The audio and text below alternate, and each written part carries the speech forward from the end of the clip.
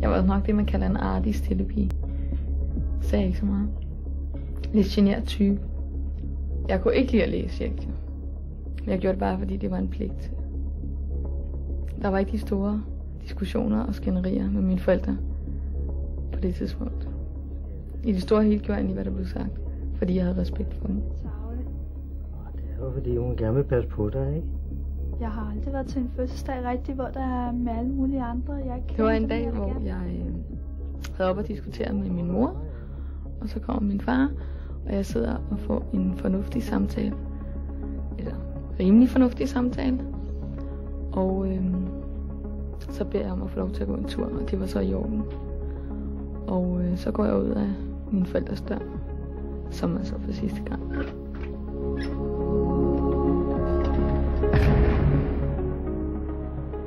På det tidspunkt, jeg træder ud af døren, der går jeg nok ind i min egen verden. Hvor jeg ikke sådan er bange for noget. Jeg er heller ikke ked af det. Jeg er i en eller anden form for en fri verden, hvor jeg kan gøre, hvad det passer mig. Kan jeg køre med? Ja, det er godt.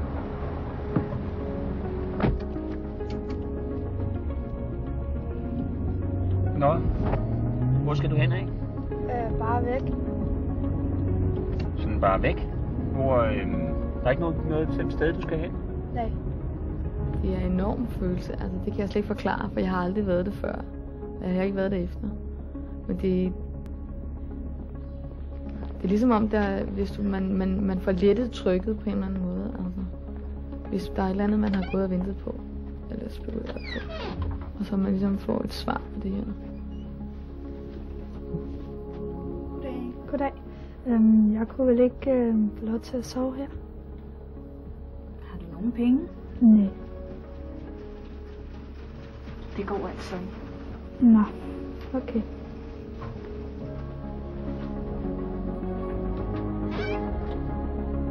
Så går jeg så væk fra det her hotel. Og så tænker jeg, så kunne det også være lige meget, så skulle jeg nok klare mig selv, hvis det skulle være på den måde.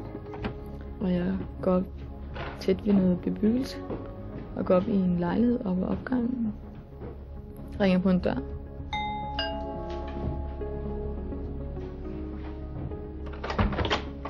Goddag. Undskyld, jeg forstår. De kunne vel ikke låne mig nogle penge til toget? Til toget? Ja.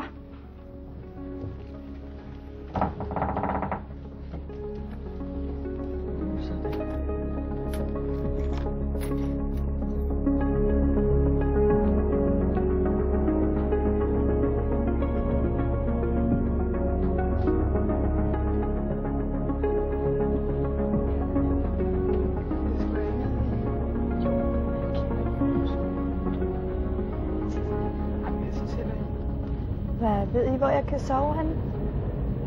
Hvorfor? Jeg er løbet hjemmefra.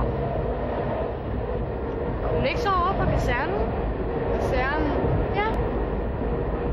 Hvad med, hvad nu det hedder? Ungdomspension? Ja. Hvorfor er du løbet hjemmefra? Så valgte jeg ungdomspensionen.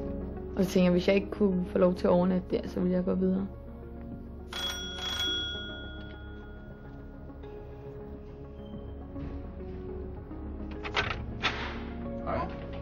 Jeg har ingen sted at sove. Kan jeg sove her? Har du ikke nogen sted at sove? Nej. Vil du være komme indenfor, du? Ja. Så kan vi jo snakke lidt sammen.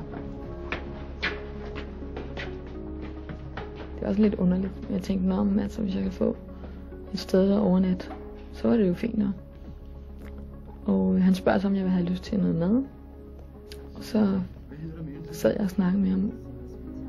Jeg siger til ham, hvad jeg hedder, hvor jeg bor, og alt det der telefonnummer til mine forældre. Men jeg påtrænger, at han må meget gerne lade være med at ringe til dem, fordi det vil jeg ikke have. Mor, fordi jeg skal altid være så tidlig hjemme. Jeg må ingenting. Jeg var utrolig træt, så der gik ikke lang tid før jeg faldt i søvn. Så jeg nåede egentlig ikke rigtig tænke over, hvad der egentlig var sket. Og så da jeg vågnede næste morgen, så jeg havde ikke noget ur, og jeg vidste ikke, hvad klokken var. Og så inden jeg gik ned, så kan jeg bare huske, at jeg stod og kiggede ud over byen, og jeg synes bare, det var fantastisk. Det var simpelthen, det tror jeg næsten er det bedste, jeg har oplevet.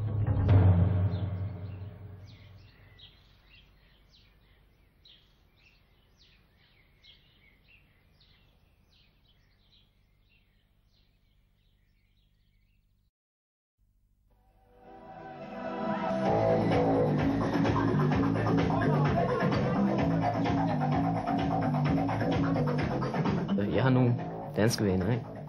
Jeg synes, de behandler mig godt, altså.